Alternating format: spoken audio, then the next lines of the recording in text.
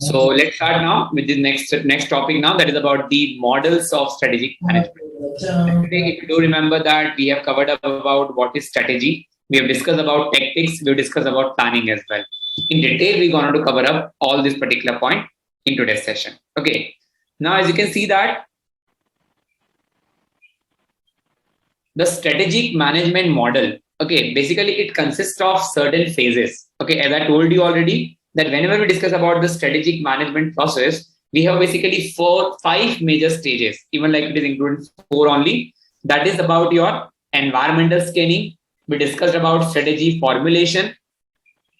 We can also talk about strategy implementation and evaluation and control.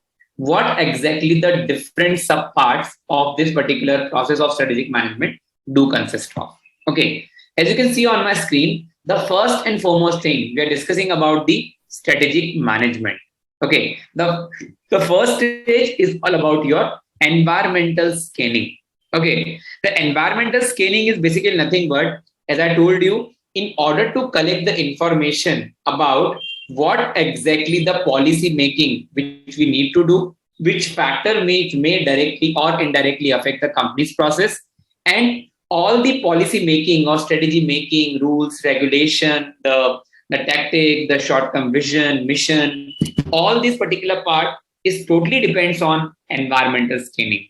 And these environmental scanning basically consist of your gathering the information, collection of the information, assessing the information, and giving the right interpretation of all those important information. Now, as I told you in the last session, like whenever we discuss about the analysis of any company, we always apply certain statistical tool, certain we can say subjective tools in order to analyze, in order to gather the information for that particular organization. Now, in these cases, we have basically two major bifurcation. That is about the external opportunity and threats and internal strength and weaknesses. As I think everyone might know about that we always apply SWOT analysis in order to understand company's internal aspect and external aspect. Internal aspect, we always assess about the company's strength and weaknesses, and external aspects, we always talk about company's opportunities and threats. Okay. Now, in such regards, we always need to keep in mind that whenever the company is applying the SWOT analysis, they assess the basic opportunities and threats from the market which are uncontrollable in nature. Okay. These factors may be natural environment, which include resources in the climate, societal environment, with general forces about caste, about purchasing power, about taste and preferences, religion, language, everything will come under societal environment.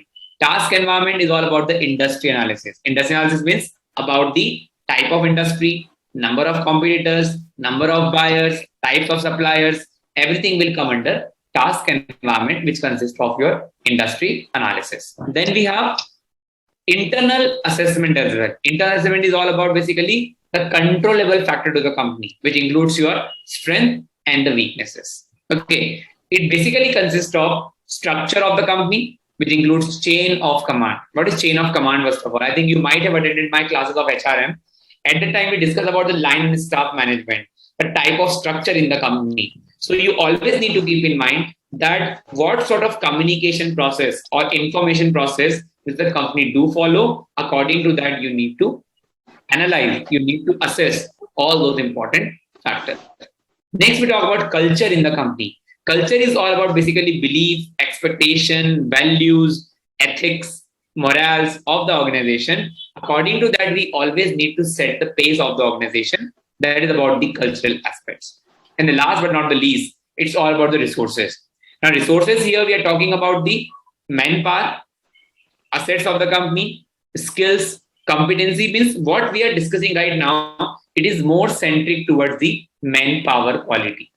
Okay. Always remember, because when we discuss about the gathering the information or collecting the information, we always need to assess the organization on the basis of the SWOT analysis. And this SWOT analysis basically consists of strength, weaknesses, which is internal in nature, which is controllable in nature, and external factors as well, which consist of your opportunities and threats. So this is a very basic first part. Whenever we talk about the strategy making, not only at the professional level, But even at your personal level, for your organization, for yourself, for your career building, for your, you could say, expansion of the company, for each and every regards, if we talk about, each and every individual must have to be master in this particular environmental scanning. And the basic tools we use is all about SWOT analysis, pestle analysis, Porter 5 forces model. These are basic tools we have, and definitely all these tools we'll discuss later on when we discuss about the various type of strategy making. Okay, so I hope so the first part is very simple. Its main motive is just to gather the information, just to collect the insights of a particular company. According to that, you may move further for strategy formulation. I mean, designing of the strategy only possible once you have the correct, in a correct manner, you have the information available with you. Because on the basis of information only, you would be able to take certain decision in the organization. Is this part clear?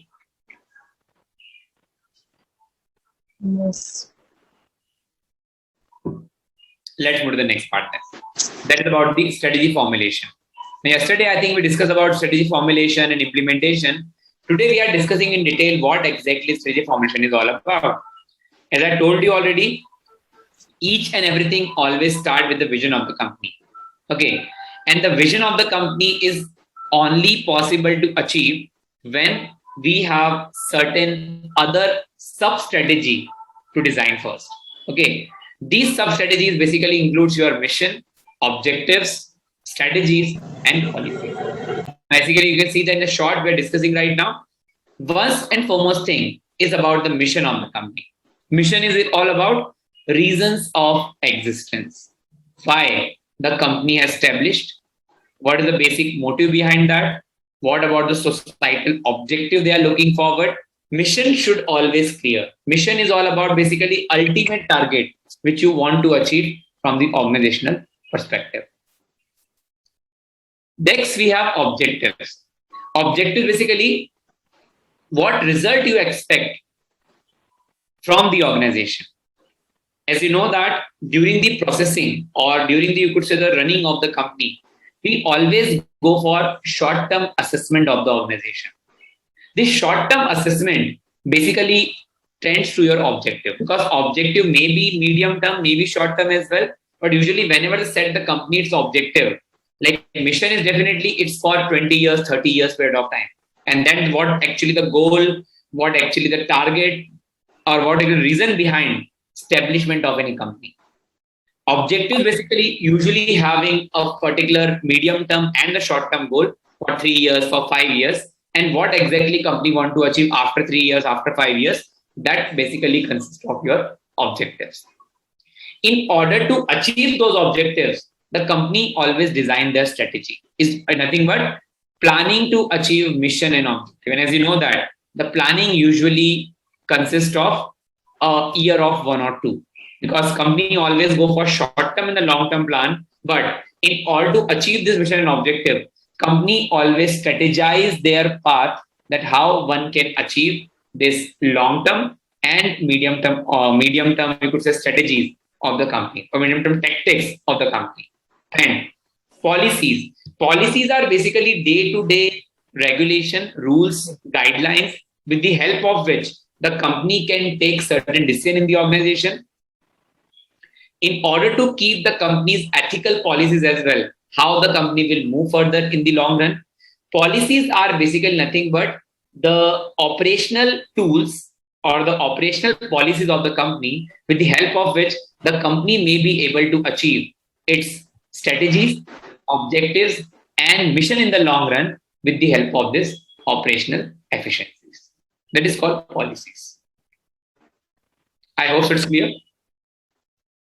So now everything we're going to discuss is in detail now. Okay. Shall we move?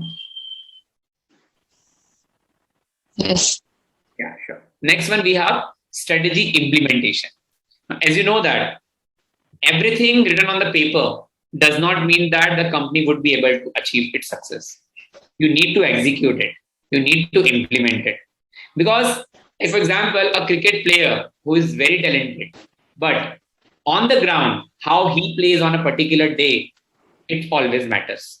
Okay, it's all what we call it as performance of the company. And the performance we can only achieve once you have the right brain behind that. And right brain is basically all about strategy formulation.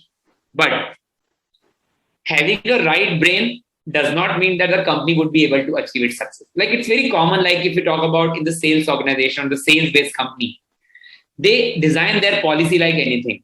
But is it practically or operationally possible to achieve those targets which is expected by the company or which is being dreamed by the company in the long run?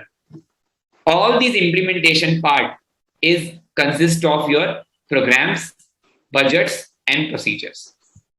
Now, when I'm just talking about the strategic implementation, the company has a set target. For example, for next 12 months, the company is given the sales target. Company has, you could say, certain turnover to achieve. Company has certain societal objective to achieve. Definitely, there would be something which is being already designed in the strategy formulation. Now, whether the company would be able to achieve all those or not, it's all about the right execution. This execution consists of first part is programming. Now, when I'm just talking about the programming, program is basically short term, or we can say a brief about how the company would be able to accomplish their plan. For example, as I think most of you are the working professional right now. Every month on the very first week, you always have a certain set target in your mind. The company always have a meeting at the start of the month, and they give you a plan that this is the plan for this month, plan for this week, and we need to achieve at the end of the month.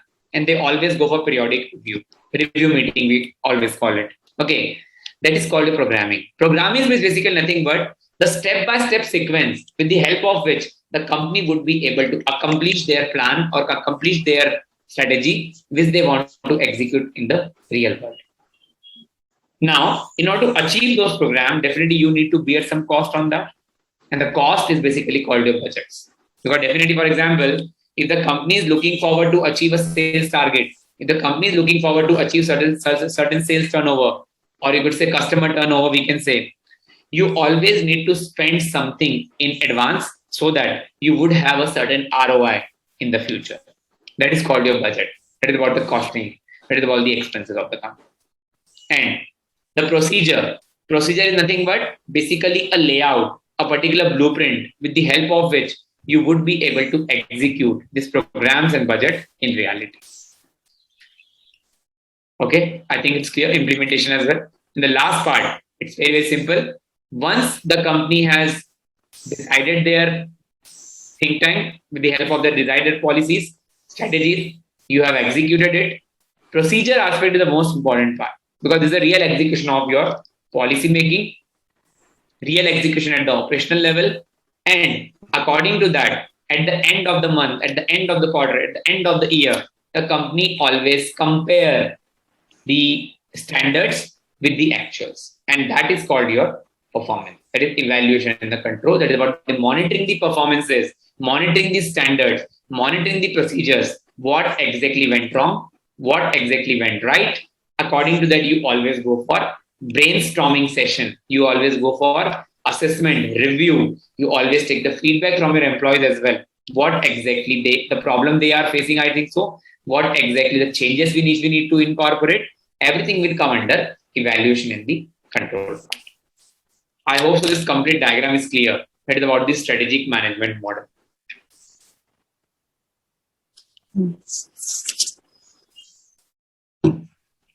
Everyone? Yes. Perfect. I think I can see yes from only one student. Anyone else, please? Yes, sir. Perfect. Simran. Thank you so much. Now, the next model which we need to discuss about it is about the industry competitiveness. That is, this particular called is Porter 5 Forces model. Porter 5 Forces model I have already covered up in marketing management classes. Those who might have attended that, still I'll just revise this topic as well. Okay.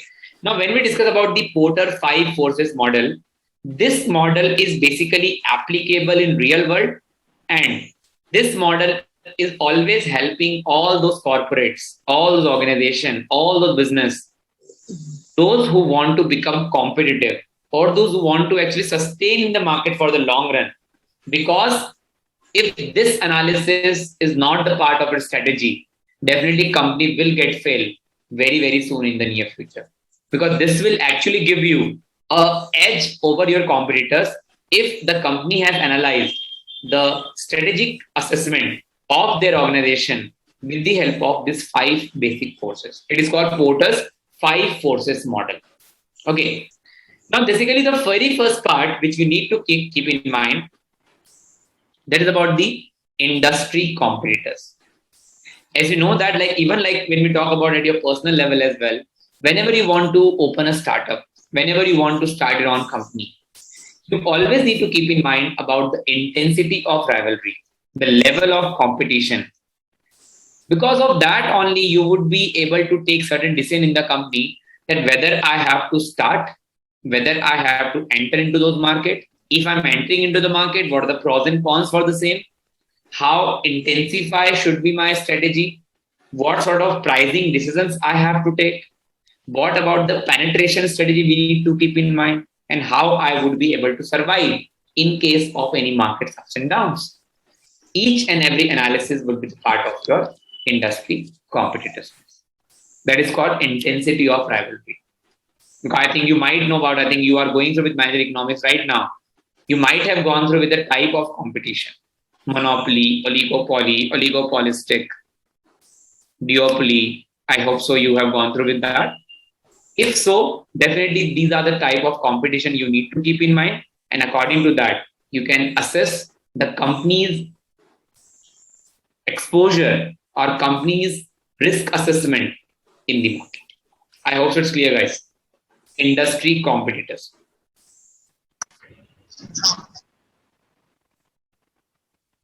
I think, response from everyone. Yes, sir. Very much. Yeah, thank you so much. Second assessment which we talk about, second item we talk about under Porter's five forces model is called your new entrants. For example, you are running your own organization or you're running a company in the market itself, but because of the new entry, like very basic example, if I'm talking right now, the entry of Apple, new entrants in the existing market, like BlackBerry, Nokia, Samsung. How the new entrant may become the threat to the existing companies in the market. We talk about Geo, threat for Airtel, BSNL, Vodafone, Idea, Telenor, whatsoever. A lot of companies were there. Okay. Similarly, we talk about the threat. Now the DMart is becoming a threat for Big Bazaar, Easy Day, and other competitors. Any example from your entries? New entrants.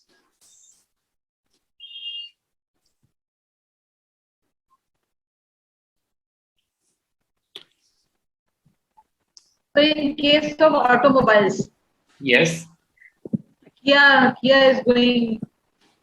definitely. Kia we can consider is one of the, not a threat, we can say one of the competitor. But definitely because Kia has hold the market with the help of the Seltos, and the market they have captured, definitely they have suddenly or somehow affect the existing market player.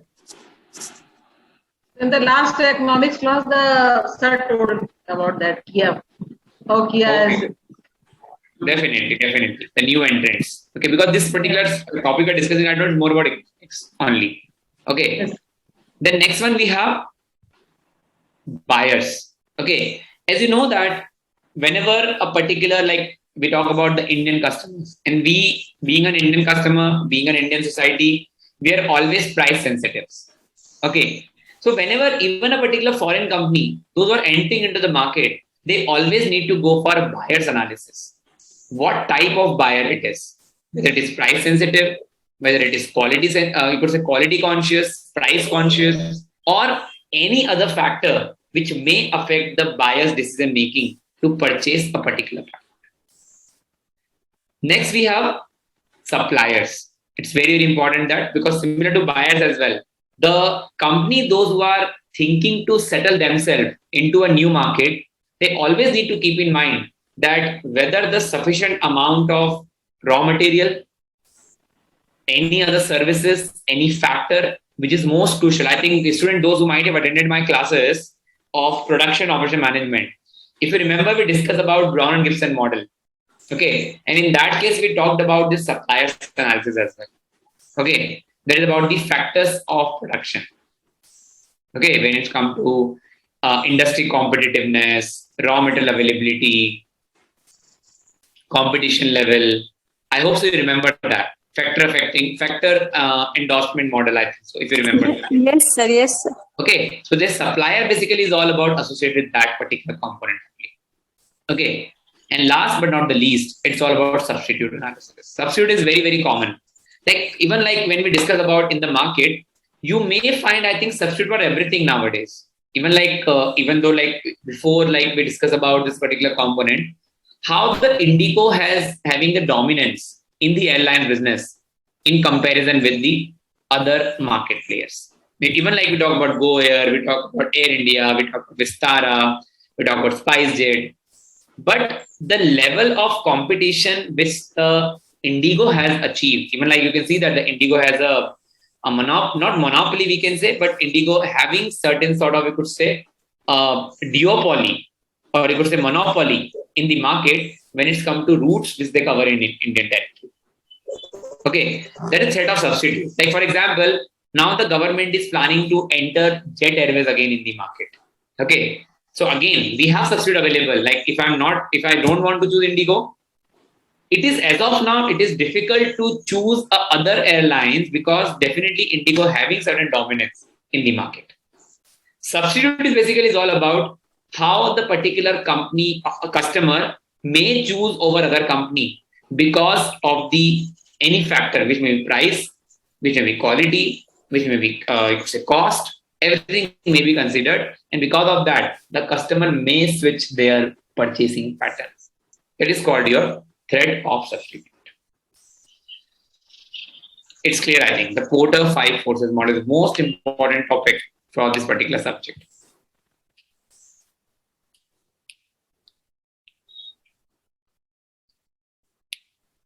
Any other example from your end, please, if you want to quote it, I think, because I've given sufficient example. If you have any query, please, in this model, because it's the most important topic for your strategic management.